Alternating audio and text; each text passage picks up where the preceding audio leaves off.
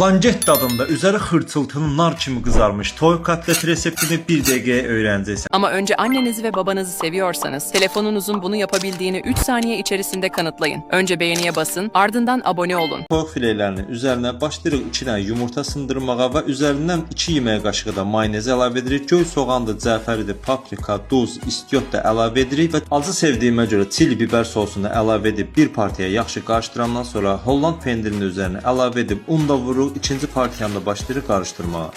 Unun qatılığı kütləni ələ almalıdır. Bax bu formada qatı olandan sonra qoyuruq kənarda ən azı 1 saat gözlədirik. Kütləni 2 qaşıq yardımı ilə başlayırıq qaynar yağa düzəndən sonra forma veririk. Çalış arasında məsafə olsun.